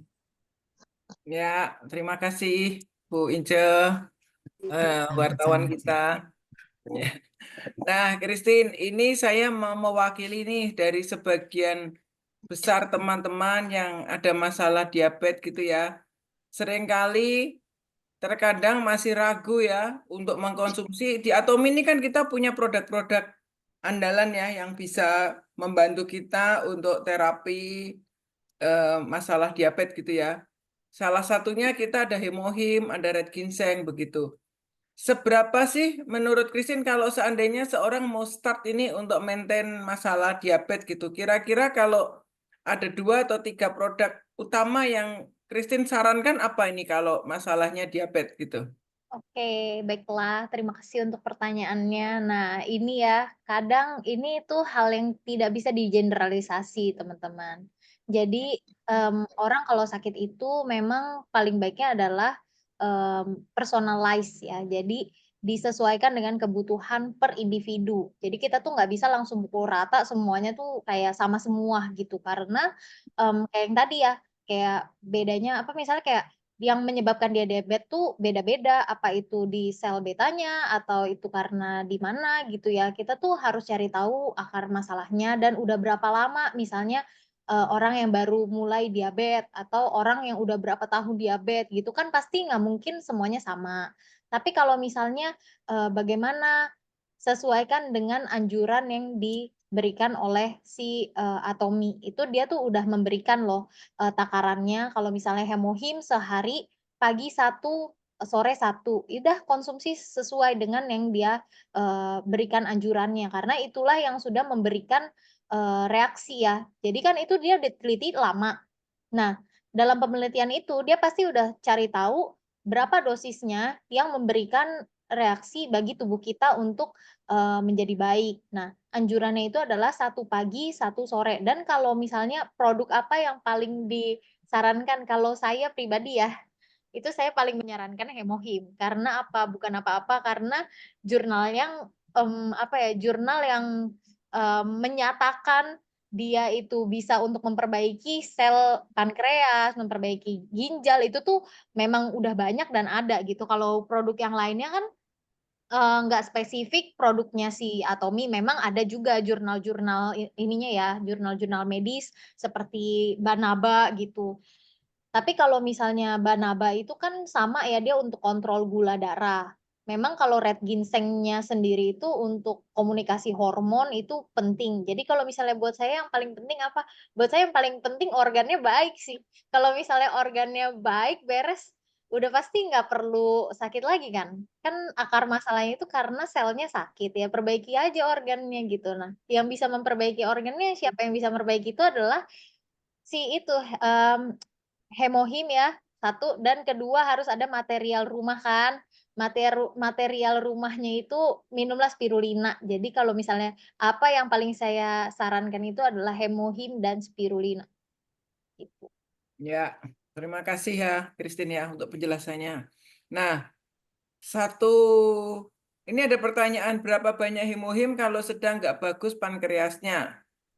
Nah, kalau misalnya problemnya pada pankreas, itu jangan lupa minum milk thistle, karena rhodiola milk thistle ini itu juga untuk membantu organ pencernaan, baik itu lever, limpa, pankreas, empedu, itu rhodiola milk thistle yang dijagoin. Jadi kalau misalnya problemnya pankreas, liver, empedu, jangan hanya si hemohim, nggak bisa ya, perlu tambahan rhodiola milk thistle. Ya, ini terima kasih ya. Jadi kalau ada masalah dengan pankreas, selain kita hemohim bisa tambahkan juga dengan rhodiola milk thistle ya, karena rhodiola ini juga bagus untuk organ-organ termasuk untuk liver ya. Ya, Hemohimnya 2 saset aja, pagi 1, malam 1, sesuai dengan anjuran yang diberikan. ya. Ini ada pertanyaan nih Christine di kolom chat. Dokter, bagaimana kalau kita minum banyak suplemen dari Atomi secara lama? Apakah bisa resistensi? Atau malah over karena kelebihan jadi nggak baik? Ya, Dokter kita Christine silakan menjawab. ini pertanyaannya sangat kritis dan saya sangat suka pertanyaan seperti ini ya. Jadi bagus sekali pertanyaannya, terima kasih. Ya, kalau misalnya kita konsumsi suplementasi ya, itu memang yang terbaik itu adalah konsumsi dari sumber makanannya langsung. Tetapi kalau misalnya kita konsumsi dari sumber makanan langsung, kita tidak yakin apakah itu bisa terserap baik atau enggak. Nah, sekarang kayak konsumsi suplemen yang rutin dari Atomi, baik dari tempat lain juga ya. Kalau saya konsumsi suplemen rutin dari Atomi, saya nggak takut teman-teman, karena saya tahu sumbernya itu dari makanan. Kalau misalnya saya suruh konsumsi suplemen dari tempat lain ya, yang memang buatannya chemicals gitu ya, itu beda banget ya, di badan juga rasanya beda sekali teman-teman. Kalau misalnya kita minum yang kimia sama yang asli itu beda ya, kalau saya yang udah ngerti sih saya berasa di badan tuh lain gitu ya. Nah, saya nggak takut untuk konsumsi rutin setiap hari dalam waktu kurun yang panjang, kalau itu konsumsinya suplemen yang bersumbernya dari buah sayur beneran, dari makanan sungguhan ya, dari food, real food gitu. Tapi kalau misalnya dari kimia, ya saya takut lah, pasti nanti terjadi penimbunan. Nah, kenapa saya pilihnya Atomi? Karena saya udah tahu dia dibikinnya itu memang dari sungguh-sungguh makanan. Kalau buah-buahan ya buah-buahan gitu, dari sayuran ya sayuran gitu. Kita bisa make sure nggak sih 100%? Nggak ada lah di dunia ini yang 100% udah masuk ke pabrikan gitu ya. Kita mau mengharap seperti kita makan real extract gitu, mau dapat di mana, dimanapun juga nggak ada. Kalau ada harganya mau berapa gitu. Tapi kalau misalnya Atomi ini, saya masih yakin sekali kalau dia itu masih dalam batasan yang aman ya, kalau dikonsumsi berkepanjangan. Terus sampai tadi pertanyaannya apa ya, kalau bisa resisten? Ya, bisa resisten nggak kalau minum suplemen terus? Oke, jadi resisten ini itu adalah untuk seperti antibiotik ya teman-teman. Kalau misalnya suplemen itu dia tidak seperti antibiotik. Apa sih yang dimaksud dengan resisten? Itu kita harus tahu ya. Kalau resisten itu artinya begini.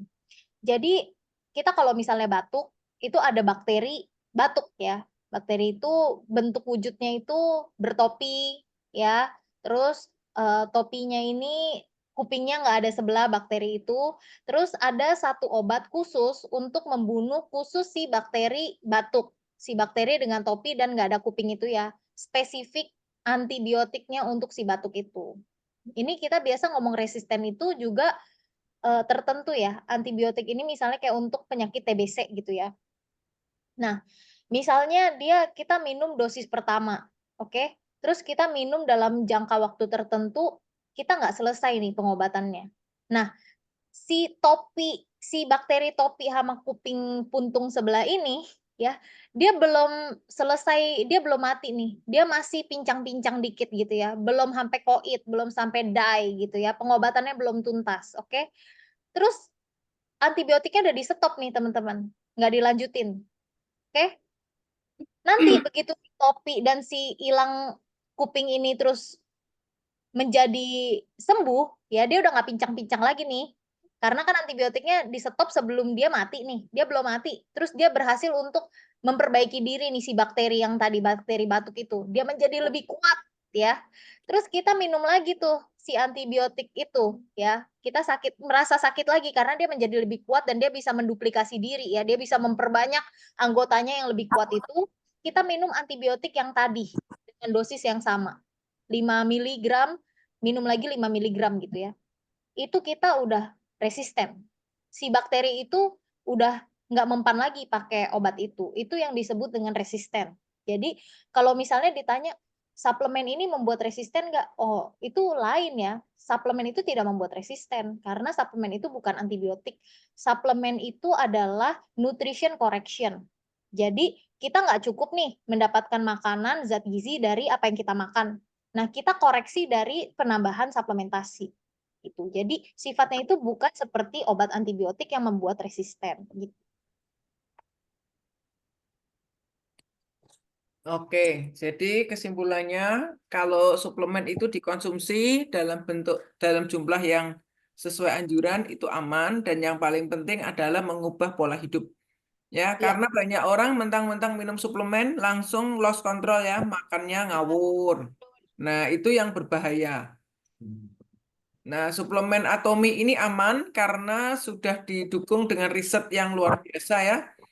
Apa yang Atomi janjikan, absolute quality, absolute price itu benar-benar dipegang ya. Jadi kalau teman-teman mengkonsumsi suplemen Atomi, itu aman ya untuk organ-organ Anda selama memang Anda mengkonsumsinya sesuai anjuran ya. Seperti itu teman-teman. Karena terkadang orang-orang itu malah kebalikan ya, minum obat seumur hidup merasa perlu, tapi minum suplemen jangka panjang pada takut. Nah, ini mindsetnya yang harus diubah ya. Kalau saya malah takut suruh minum obat seumur hidup. Orang Nah, bilang obat diabetes minum seumur hidup, obat hipertensi minum seumur hidup, obat kolesterol minum seumur hidup. Nah, itu yang takut. Segera ya, ubah pola hidup. Ya, karena benar nggak Christine bahwa apakah minum obat itu bisa harus berhenti, misalnya kolesterol gitu. Apakah benar orang kolesterol harus seumur hidup minum kolesterol atau bisa diperbaiki tanpa obat? bisa diperbaiki. Saya sudah membuktikan ya, maksudnya itu bisa diperbaiki. Jadi kalau misalnya kita belum pernah ngalamin, belum pernah menghadapi pasien atau klien gitu, mungkin kita masih ragu-ragu ya bisa atau enggak. Tapi saya sudah pernah gitu ya, udah pernah menangani klien, udah pernah menangani pasien dengan kondisi dia kolesterolnya tinggi gitu, terus diabetes, itu mereka bisa berhenti obat kok dengan perubahan pola makan, dengan kita kasih rutin jadwal dan yang penting ada komitmen ya. Kayak itu dalam waktu 2 bulan, 3 bulan, kalau usianya masih 47 tahun itu beres ya, problem itu saya udah buktikan. Kalau misalnya umur 50-an ke atas itu butuh waktu 3 bulanan ya. Kalau misalnya yang itu juga tergantung sama komitmen mereka ya, sungguh-sungguhnya seberapa jauh gitu. Kalau misalnya komitmennya kurang ya lebih lama mungkin, tapi tubuh kita itu hebat kok. Tubuh kita itu luar biasa sekali, percaya deh. Dulu tubuh kita itu terlalu mengerikan kalau dibilang itu tuh luar biasa sekali, luar biasa sekali. Betul sekali ya.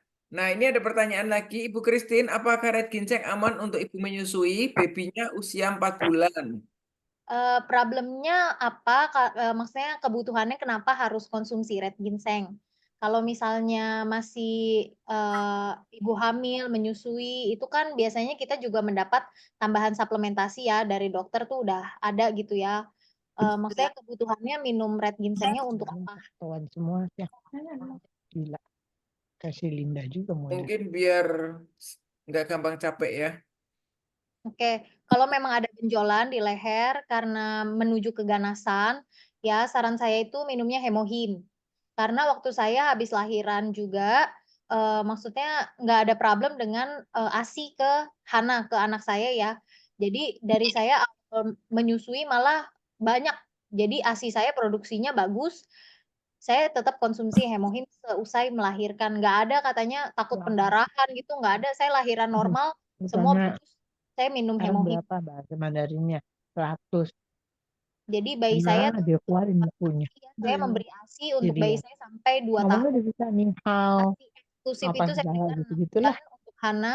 Saya lanjut ASI tanpa tambahan susu formula sampai Hana tuh 2 tahun. Makanya memang wujudnya agak imut, tidak seperti anak-anak zaman sekarang yang agak besar-besar diberi susu formula karena Ramen juga penuh orang banyak. kalau memang ada benjolan Betul, ganas, betul. saran saya konsumsinya hemohim ya. Sampai ke depan. Helen akhirnya ada. Tuh. Ya. Sebentar. Ini ada yang bicara mau tanya atau bocor aja nih speakernya? Si Dewi sudah datang. Budi Dek. juga. Nah, Kalau ada teman diabetes dengan gulanya 9 gram, apakah oke Dia dikonsumsi? mah nggak mau rugi. Ada orang pra-diabetes itu mau konsumsi pome itu masih boleh, tapi ya itu ya jangan misalnya jangan bersamaan dengan yang lain karena kan kita udah tahu nih, misalnya itu kan sebenarnya untuk mengganti snack ya, untuk mengganti apa bukan untuk tambahan makanan ya. Dia tuh sebenarnya untuk snack sehat ya, si pomegranate itu. Jadi kalau misalnya dia udah konsumsi pomegranate ya jangan terus makan roti juga, makan ini, makan itu gitu. Karena kita udah tahu ada kandungan gulanya 9 gram ya. Jadi masih boleh dikonsumsi nggak? Masih boleh dikonsumsi 1 saset sehari nggak apa-apa, tapi jangan konsumsi yang lain ya. Terus kayak misalnya minum minuman manis, ngopi. Ngopi itu kopi instan itu hati-hati ya, kopi instan itu gulanya tinggi sekali loh, teman-teman. maksudnya kopi instan Atomi atau kopi Kan instan di luaran? kopi Yang jelas dong. tapi kopi instan Atomi juga cukup ada gulanya, lebih baik beli Baik, yang black aja kalau udah black. diabetes. Ya, oke. Terus ini mau nanya lagi apa tadi? Ada pertanyaan. Oh, ada yang usul lain kali bahas topik tentang hipertensi. Boleh.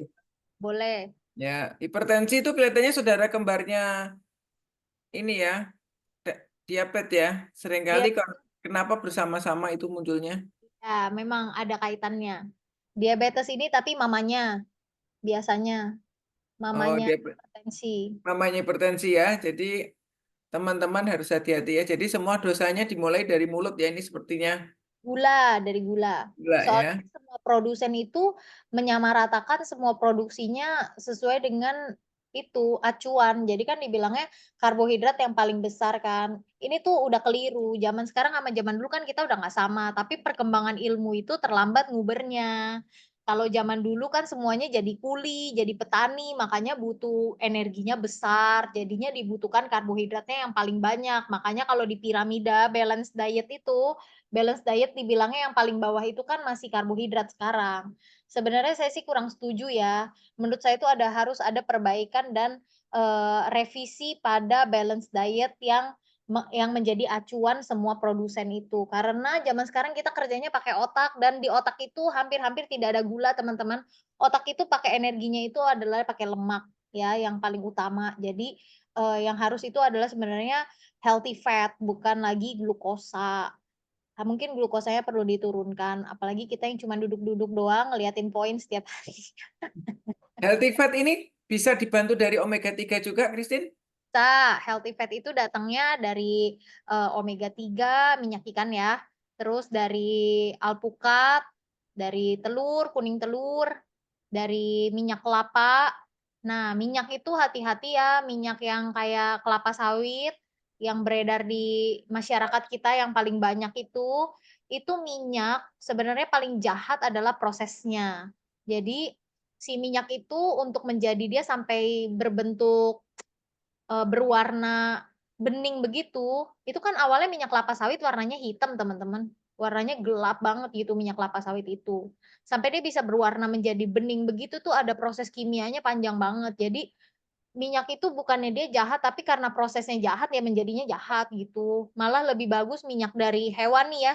Kalau misalnya di sini ada yang suka goreng minyak dari apa ngelarutin kulit gitu sampai jadi minyak tuh saya lebih setuju daripada pakai minyak kelapa sawit deh. Tapi lebih baik apa, lebih baik minyak kelapa, bukan kelapa sawit, minyak kelapa. Beda ya, teman-teman. Terus kayak hati-hati kalau ada olive oil, canola oil gitu-gitu, perhatikan titik smoke point. Jadi nggak semua minyak itu bisa dipanaskan pada titik didih tertentu. Ada jenis-jenis minyak yang kita itu hanya bisa untuk menumis dengan api yang kecil, nggak bisa api panas, nggak bisa untuk deep frying tuh nggak bisa. Jadi harus mulai concern dengan smoke point tuh apa gitu. Jangan kita pikir, oh olive oil ya lebih bagus gitu. Kita udahlah mulai sekarang goreng pakai olive oil, ya nggak bisa begitu juga teman-teman. Nah, kalau bicara tentang minyak nih, Christine, berarti untuk penderita diabetes atau kita-kita yang sehat, omega 3 itu wajib ya tiap hari ya. Bukan Perlu. dianggap sebagai obat ya. Omega 3 itu masuk dalam kategori makanan sebenarnya ya. Ya, omega 3 itu sebenarnya dalam kategori makanan, dia itu bukan obat ya. Omega 3 itu wajib kenapa? Karena zaman sekarang semua orang tuh udah pakainya otak untuk bekerja ya, terutama mahasiswa gitu semua. Kadang orang tuanya tuh juga maksudnya mereka juga bukannya nggak mau memberi, cuman karena mungkin belum tahu gitu ya. Zaman sekarang tuh kita itu masih berpikir kayaknya anak-anak kita mau pinter, mau sukses, tapi kita nggak tahu apa yang harus kita berikan kepada mereka gitu ya. Kayak mahasiswa, kedokteran, apa semua itu mereka tuh penting sekali loh, karena mereka tuh pakai otak mereka sedemikian rupa, ya berpikir cepat itu syarafnya itu bolak-balik gitu, sinaps kita bilangnya ya. Sinaps per sinaps itu ada lapisan namanya myelin sheath ya. Myelin sheath ini itu hanya bisa terbentuk dengan omega 3. Kalau misalnya nggak ada omega 3, itu myelin sheath itu kayak lapisan kabel di struktur syaraf syaraf di otak kita. Kalau misalnya itu bolak-balik terus ya, kita berpikir semakin sering dipakai kabel tuh panas, bukannya makin dingin ya. Makin sering dipakai tuh panas, makin sering kita pakai ngitung, makin sering kita pakai mikir, makin sering kita pakai pikiran kita untuk bekerja, otak kita itu jadinya panas. Dan lapisan kabel itu bisa aus, bisa ngelotok. Ya kalau misal kita tuh jemuran, biasa tuh jemuran ibu-ibu yang pakai plastik lama-lama ngelotok ya, aus kan plastiknya. Nah, lapisan kabel di otak kita juga bisa aus, teman-teman. Hanya bisa terlindungi dengan omega 3. Omega 3 satu-satunya. Tidak ada yang lain. Omega 6 dan omega 9 itu lain fungsinya. Tapi kalau untuk myelin itu omega 3. Wah, luar biasa ya. Berarti Atomi juga bisa jadi solusi ya, karena di Atomi ini juga ada omega 3 yang kualitasnya sangat bagus. Di Atomi ini omega 3-nya EPA-nya sangat tinggi teman-teman ya. Ini em, bermanfaat banget ya untuk kita-kita menjaga kesehatan pembuluh jantung, untuk otak ya. Nah, hubungan manfaat omega 3 untuk penderita diabetes ini juga pastinya ada ya di sini ya. Di Karena bagian biasanya setauku kalau penderita diabetes itu kan darahnya cenderung kental ya. Jadi beresiko dengan masalah pembuluh darah juga ya. Jadi kenapa kalau diabetes itu ujung-ujungnya bisa hipertensi? Karena awal mulanya arteriosklerosis ya, yang dibilang katanya penyumbatan pembuluh darah, jadi pembuluh darahnya nggak fleksibel lagi itu loh. Yang jadi pengerasan pembuluh darah itu awal mulanya karena inflamasi yang disebabkan oleh konsumsi gula. Jadi sebenarnya hipertensi itu masalahnya bukan karena dia kebanyakan makan garam, teman-teman. Salah ya. Itu menurut saya tuh itu udah nggak masuk reason lagi ya, orang kebanyakan makan garam terus hipertensi tuh menurut saya tuh itu keliru ya. Menurut saya yang benar itu adalah pertama-tama yang terjadi di dalam pembuluh darah kita itu terjadi inflamasi peradangan yang disebabkan oleh tingginya kadar gula yang kita konsumsi. Nah, setelah terjadi keretakan-keretakan pada pembuluh darah, sebenarnya si lemak itu tuh tujuannya baik. Lemak itu tujuannya untuk menghentikan inflamasi dan menambal. Dia itu tutup tambal. Dia tutup tambal di bagian pembuluh darah ya. Tapi hasil menambalnya itu jadinya keras karena bertemu dengan gula. Jadi gula dan lemak bersatu tuh dia menjadinya padatan, jadi keras gitu. Nah, jadi yang problem itu sebenarnya adalah gulanya dulu mula-mula. Untuk bisa mengurangi arteriosklerosis itu sebenarnya hanya satu sih kuncinya, itu bukan omega 3 ya. Sebenarnya itu adalah vitamin K2. Jadi kita kalau mau cuci pipa kayak pakai sunlight gitu ya ibaratnya, kita hanya bisa pakai vitamin K2 dari sayuran hijau. Itu bisa mengembalikan elastisitas di pembuluh darah kita. Tapi untuk visikositas, kekentalan dari darah selain dengan omega 3 itu ya memang kadar gulanya memang harus diturunin karena biasanya kekentalan darah orang gula diabetes itu karena tingginya gula di dalam aliran darahnya. Jadi darahnya tuh kayak sirup gitu teman-teman, bukan kayak air putih. Kan kalau kita nuang kayak beli sirup itu kan kental ya, cair, kental gitu. Nah, kalau misalnya orang diabetes tuh darahnya manis. Dia tuh seperti sirup. Jadi viskositasnya, kekentalannya itu tidak cair seperti air, tapi kental seperti sirup gitu. Harus diberesin diabetesnya. Vitamin K2 ini ada dalam spirulina ya, sepertinya ya. Ada vitamin K2 ada di spirulina. Betul, Ya, karena jadi spirulina kan pure kan, murni ganggang hijau. Nah, itu sayuran hijau itu bener. Nah, itu sebabnya kenapa tadi dikatakan bahwa penderita diabetes itu membutuhkan spirulina juga ya. Karena ini akan membantu juga untuk kesehatan pembuluh darahnya juga. Ya, oke. Luar biasa ya sharing malam hari ini. Saya percaya teman-teman semua ini bisa terinspirasi dan bersyukur ya kita di Atomi punya solusinya. Jadi memang lebih baik itu mencegah daripada mengobati. Tapi kalau sudah terlanjur, teman-teman tetap semangat karena ternyata diabetes itu bisa disembuhkan asal diubah pola hidupnya, ya, pola makannya, lifestyle-nya dan dibantu dengan suplemen-suplemen yang kita sudah miliki di Atomi ini. Ya, oke teman-teman, apakah ada tambahan pertanyaan yang lain Ada dari teman-teman? pertanyaan, kalau cek Ada? liver bisa SGOT, SGPT, kalau pankreas parameternya apa?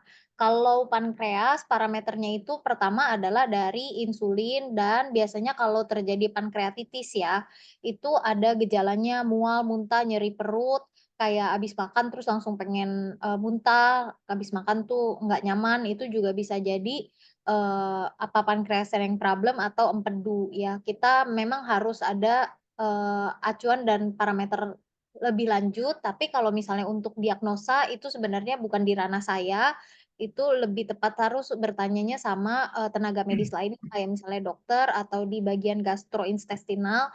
Jadi sepertinya mungkin di lain kesempatan kalau atau di sini ada dokter mungkin boleh bantu juga untuk menjawab, ini bukan ranah saya. Saya juga kurang tahu sih sebenarnya. Tapi kalau Ya. pankreasnya problem, harusnya pada insulinnya, produksi insulin tuh bermasalah gitu. Ini ada pertanyaan, kalau ada diabetes dan ginjal, selain hemohim baiknya ditambah apa? Nah, Dari kalau misalnya ada diabetes, biasanya juga pasti problem dengan ginjal, betul ya. Itu dia udah satu kesatuan. Nah, ini biasanya udah cukup lama juga kalau udah sampai kena ginjal. Nah, ginjalnya ini problemnya sekarang udah cuci darah atau belum cuci darah kondisinya, karena kalau misalnya sudah dengan cuci darah itu kita bisa lebih banyak kasih ini itu ya, maksudnya kita bisa kasih anjurannya tuh lebih leluasa kalau dia tuh dengan cuci darah. Kenapa? Karena kalau orang udah ada problem dengan ginjal, kita berikan macam-macam, apalagi yang tinggi protein itu nggak bisa kalau dia nggak ada cuci darah tuh memperberat kerja ginjalnya gitu. Jadi kalau misalnya dari saya udah ada diabetes dan ginjal, saya sarannya hemohim dan spirulina aja. Ya, tadi ada pertanyaan produk apa untuk yang gula darahnya sudah 250? Kalau sudah 250 itu gula darah sewaktu atau gula darah puasa? Siapa ini tadi yang tanya ya? Mungkin bisa dibuka mikrofonnya untuk menjawab. Nah, tadi saya tanya. Setelah makan, gula darah setelah makan 250. 250 itu termasuk cukup tinggi ya? Apa udah lewat 2 jam atau setelah makan langsung dites?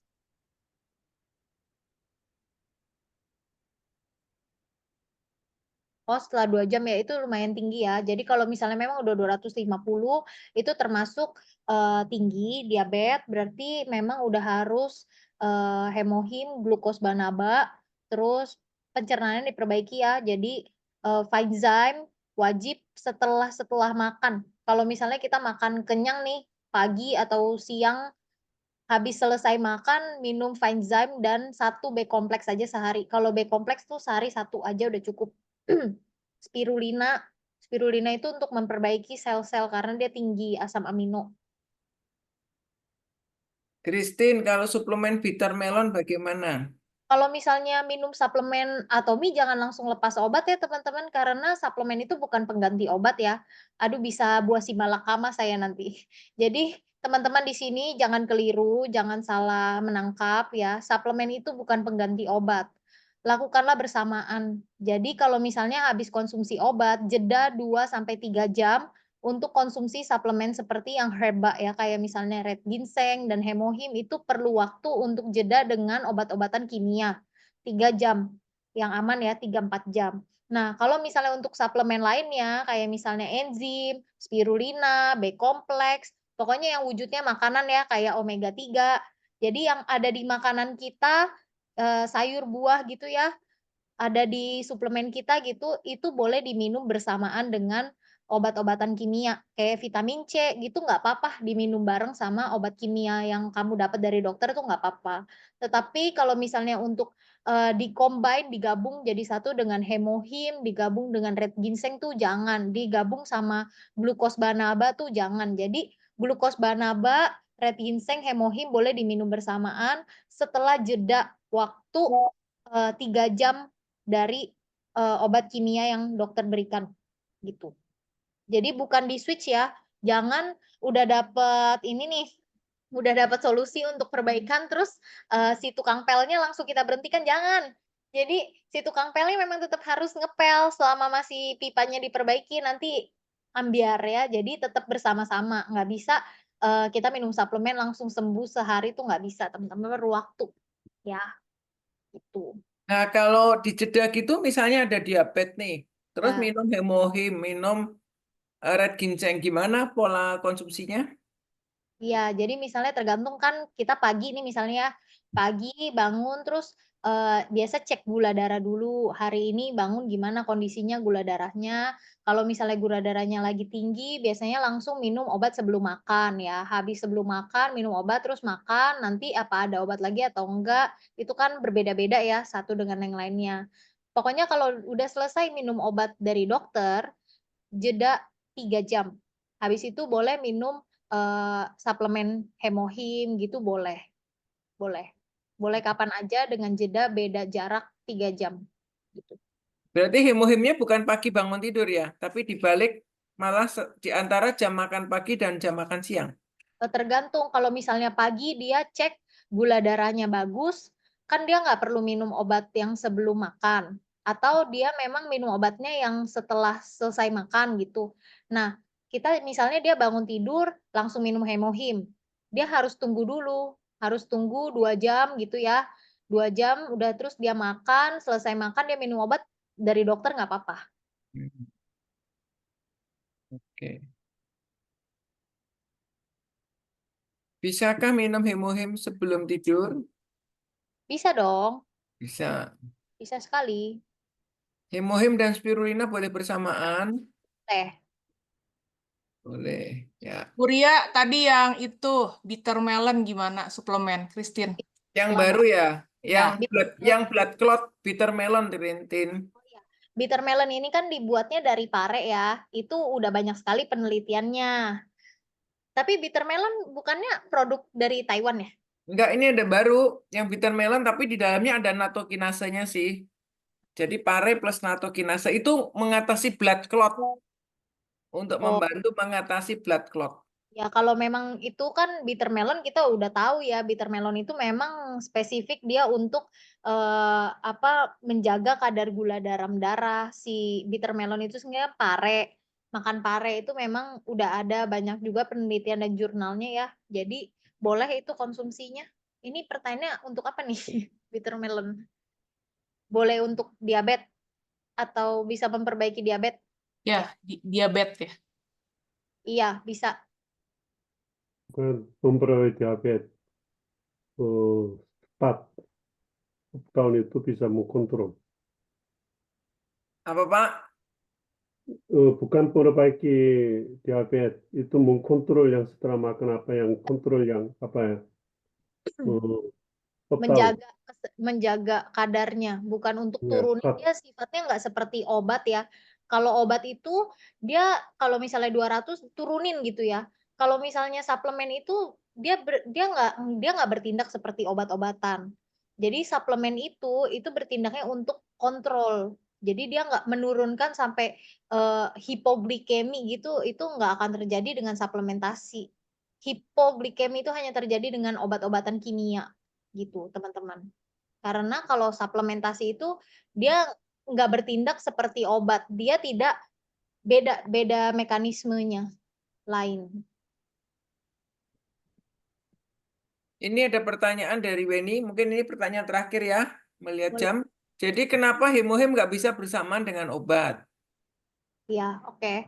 Jadi hemohim ini tuh obat tradisional ya, dia herba, terapeutik karena dia akar-akaran dan punya apa namanya?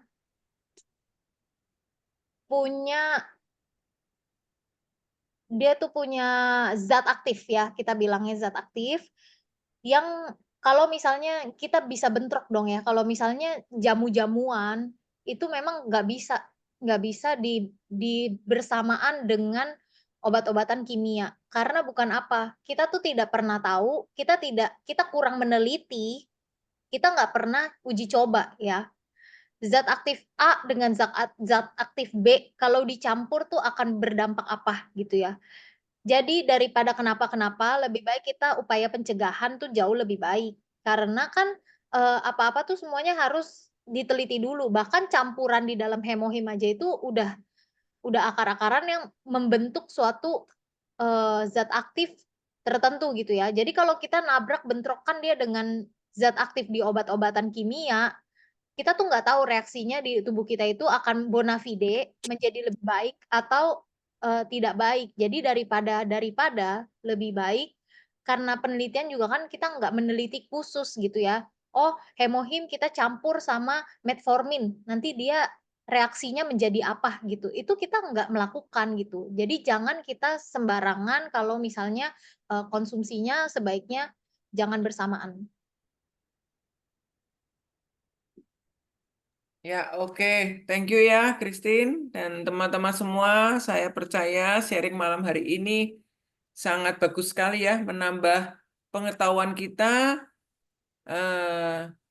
dan juga bisa membuat kita ini bersyukur karena di Atomi kita menemukan solusi ya, untuk berbagai masalah kesehatan yang ada di sekitar kita. Ya, ini apalagi ada satu pertanyaan ini. Christine nanya, apa ini pertanyaannya, Matri? Ini mau ditutup malah buru-buru pada nanya. Yang nanya susulan bayar, yang nanya tadi gratis. Ya, ini apa nih pertanyaannya? Coba. Siap. Kenapa ini, Matri, pertanyaannya apa? Coba dibicara, diomongin langsung aja biar cepat. Oh ya, oke. Jadi ada seorang member, dia itu punya meom. Memang udah lama banget sih. Dokter sih menyarankan itu untuk segera dioperasi. Ya paling tidak ya jelek-jeleknya tuh angkat rahim karena memang katanya ukurannya udah gede. Saya coba sarankan untuk minum hemohim tuh dari sejak dia gabung beberapa waktu yang lalu, tetapi nggak rutin juga minumnya. Setelah saya tanya-tanya lagi, kendalanya adalah hemohim itu membuat mahnya tuh kambuh, katanya gitu ya. Saya bilang coba minum setelah sarapan aja, ya kan? Atau sebelum tidur. Tetapi menurut dia tetap aja juga masih perih ke lambung. Saya sarankan untuk minum Vinezyme atau Stomach Health, tetapi dia bilang saya nggak mau nambah obat, ya kan? Saya bilang itu bukan obat, udah saya jelasin segala macam, tetapi intinya dia pengen dapat solusi kira-kira seperti apa, Christine, dengan hanya minum hemohim itu gitu loh. Dan asam lambungnya itu bisa teratasi juga, Ya. walau dia tidak harus minum yang lainnya. Oke, terima kasih Christine. Terima kasih Kakak Matri. Oke, jadi terima kasih untuk pertanyaannya dari member yang Kak Matri juga. Jadi begini ya, kalau misalnya hemohim itu bukan obat dewa yang bisa mengobati segala hal ya. Dan kalau misalnya memang udah lambungnya itu parah, bolak-balik sakit, yang problem itu adalah pikirannya. Jadi orang yang umumnya itu sakit lambung, itu dia punya stres pikiran itu tinggi. Jadi yang harus dikontrol itu adalah manajemen stres. manajemen pikiran, bagaimana caranya untuk berusaha rileks dalam tekanan yang sedang dihadapi. Jadi semua orang memang punya bebannya masing-masing ya. Tapi untuk manajemennya itu juga berbeda-beda satu dengan lain orang gitu. Jadi berfokus sama problemnya. Kalau bisa ya maksudnya kita nggak tahu ya kepercayaannya apa, ikuti saja. Banyak berdoa, datanglah ke komunitas yang positif. Terus problem juga nggak perlu dipikir sampai gimana ya. Kita juga berpikir sampai gimana belum tentu itu bisa menyelesaikan masalah. Jadi kalau misalnya problemnya memang pada lambungnya, selesaikan dulu masalah di lambungnya. Dan kalau memang minum hemohim ini belum membuat bisa langsung baik di lambung, ya kita harus masukin suplementasi untuk lambung. Nomor 1, kalau udah kayak gitu, kalau untuk saya ya probiotik. Nomor 1 itu probiotik. Jadi yang wajib untuk membernya Kamatri dengan problemnya itu bukan hemohim. Yang nomor 1 itu probiotik. Nah, kalau memang untuk miomnya sudah lama dan sudah menahun, harus pakai tindakan medis, lakukan. Karena nggak bisa kita mengharap semua itu bisa hilang sempurna itu tanpa tindakan medis itu nggak bisa semua sama semua begitu ya. Mungkin kita memang mengharapkan adanya mukjizat gitu, tapi nggak bisa kita terus menuntut semua itu bisa terjadi sama seperti demikian gitu ya. Nah, terus kalau memang pencernaan problemnya selain probiotik nomor 1, nomor 2 itu adalah B kompleks. Ya, gitu.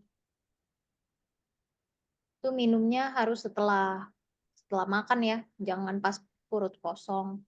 Untuk enzim dikonsumsinya setelah makan, boleh bersama-sama, itu semua boleh bersama. Jadi boleh dikonsumsi barengan, baik itu probiotik, enzim, dan itu ya si apa itu boleh bareng-bareng. Gitu. Terima kasih, Terima Christine. kasih ya. Ini ada yang nanya lagi. Udah mau tutup pintu loh ini. Oke ya. Saya rasa kita cukupkan sampai di sini karena sekarang waktunya ngecek poin. Masing-masing ngecek jaringan masing-masing ya. Oke teman-teman, terima kasih banyak sudah meluangkan waktunya untuk Zoom dan special thanks buat Christine malam hari ini luar biasa sekali, sangat menginspirasi, sudah mau berbagi ilmu. Ini kalau kuliah bayarnya mahal dan kuliahnya lama dan belum tentu kita bisa lulus. Tapi malam hari ini materi kuliah yang beberapa SKS dan beberapa perlu kuliah berapa lama bisa Christine sampaikan dengan luar biasa dalam waktu berapa ini ya, nggak sampai 2 jam, 1,5 jam ya. Kita malam hari ini diperlengkapi.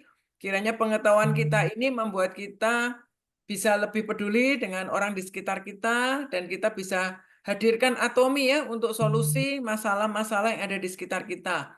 Ingat teman-teman ya, mencegah lebih baik daripada mengobati. Jadi jangan minum hemohim nunggu kena diabetes, nunggu kena hipertensi, nunggu kena miom, kena kanker. Tapi segera buat keputusan langkah pertama, mumpung masih sehat, minumlah hemohim. Ya, minumlah suplemen-suplemen yang ada karena nggak mungkin semuanya ini dapat tercover dengan makanan kita sehari-hari. Ya, thank you buat teman-teman semuanya. Kita akan jumpa lagi di topik-topik lainnya yang lebih menarik di Zoom-Zoom yang akan datang. Ya, selamat malam semuanya. Yuk, kita buka. Boleh Selamat saya malam, buka thank kita you. semuanya. Terima kasih. Terima kasih. Terima kasih Pak Timo sudah Thank menemani you, dari thank Korea. Ini you. udah malam ya. Di Oke, Korea nggak terima bisa kasih Saya semua. udah bisa. Ya. Thank you Pak Timo. Sampai jumpa lagi. Sampai Ah, jumpa. Saya tutup ya. Ya, Yuk, 3, ya, Bu. Selamat tidur. 2, 1. Terima kasih semua. Bye-bye. Salam.